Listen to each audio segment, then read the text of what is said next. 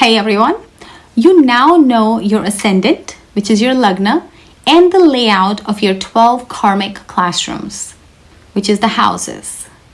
But who are the teachers and the drivers that are operating within those classrooms?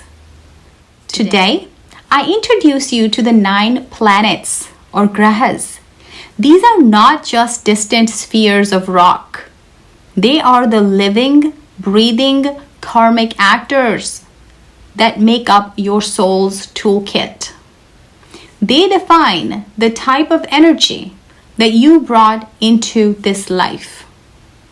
Are you driven by the grace of Jupiter or the discipline of Saturn? Let's decode the 9 primary energies that fulfill your soul contract. I have made several videos on decoding houses step by step via a board in the back that shows you how each house works. I'm going to put a reference to that right below in the video description. Definitely click on that and figure it out based on a visual of the chart and the houses, and you should be able to learn more in terms of how the house lords work, etc., and how the houses are. In Vedic astrology, the 9 primary forces, which is the Grahas, the planets, they're seen as agents of divine will. They are the instruments that trigger and deliver your karma. Now, the spiritual role of each planet is critical. Each one represents a specific spiritual assignment or a core psychological drive that your soul must master. Their placement in your chart shows the spiritual tools or challenges that you were given at birth. These planets are your karma. Now let's talk about these 9 karmic actors and their spiritual roles. Let's look at the 9 core spiritual archetypes that form the basis of your soul contract. The first one is the sun. I know we don't call it a planet, but it's a planet in Vedic astrology. It's also known as Surya. It's the soul, the Atman, and the authority.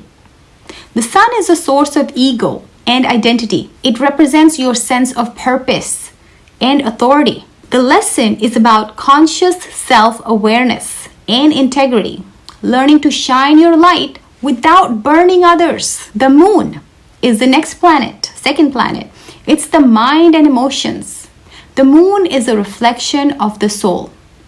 It governs nurturing, security, and intuition. The lesson here is achieving emotional balance, internal stability, and inner contentment, independent of external circumstances. Let's talk about the third planet, Mars, Mangal. It's the planet of will and action. Mars is the power of courage, drive, and aggression. It fuels your actions and forces you to confront obstacles. The lesson is channeling that high energy constructively, defending dharma, which is righteousness, and using your will for good, not mere conflict. That's the important lesson of Mars. The next planet is Mercury, Buddha. It's the intellect and discernment. Mercury is the force of communication, logic, and learning. It helps you interpret the world. The lesson is using your intellect for spiritual growth and wisdom, rather than just getting stuck in endless mental analysis or criticism. The next planet is Jupiter, Guru. It's the Guru and grace. Jupiter is the planet of wisdom, expansion, and faith. It is a source of divine grace and fortune, which is also known as Bhagya. It is directly tied to the Rishi Rina, which is a spiritual debt to the sages, to gurus. The core lesson is cultivating deep faith and becoming a source of wisdom for others. Let's talk about the next planet, which is Venus, Shukra. It's value, harmony, luxury, love. Venus is the energy of love, beauty, and material comfort. It dictates your attachments and your capacity for joy. The lesson with Venus is transforming desire into selfless love, appreciating true value, and finding beauty in the spiritual world. The next planet is Saturn, Shani Dev. He is the taskmaster and the disciplinarian. Saturn is the force of responsibility, restriction, and time. It delivers the toughest lessons and forces you to face your fears through delays and hard work and patience and perseverance. The lesson is commitment, patience, mastering boundaries, and accepting responsibility for your actions. The next one is the Chaya Grah. It's the shadow planet Rahu. It's a north node. It's the unquenchable desire. Rahu represents your current driving desires and your future destiny. It shows what you're obsessed with in this life, often creating illusions. The lesson here with Rahu is managing extreme ambition, dealing with disillusionment, and realizing that material achievement alone is empty. Let's talk about the next shadow planet, which is Ketu. It's the south node. It is past life mastery. Ketu represents your past life mastery, your detachment and isolation. It is the primary planet for moksha, for liberation. The lesson is realizing the futility of material attachment to people and places and things and money, and seeking freedom by giving up the things you already perfected in a previous life. That's wherever it sits. It shows you that. It shows you your past life.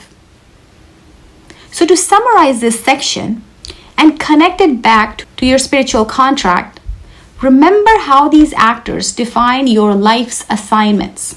The planet that rules your house is the house lord, whichever house it rules. It's the energy that drives the lessons of that classroom.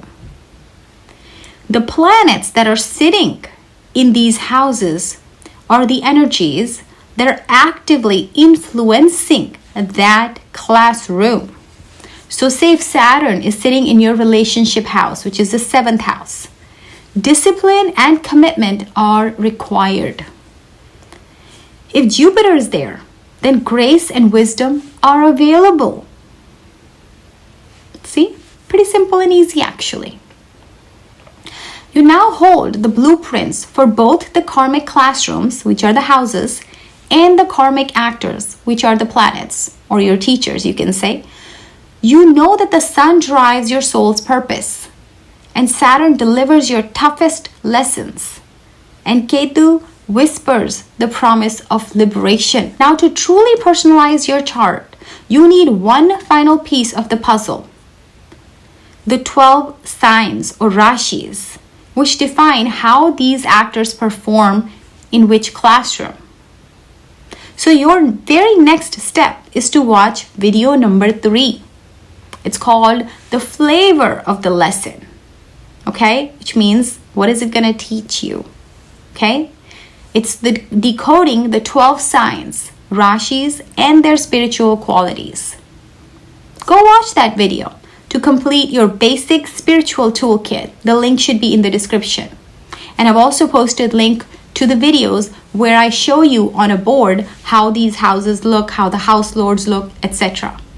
And of course, if you'd like to schedule a consultation with me to deep dive into your own personal chart, you can do so via the link in the About section. If you found this video helpful, please share it with someone, hit the like button, and hit subscribe. Thank you for watching, and thank yourself for watching. Now go watch that video number 3. And that's all for today.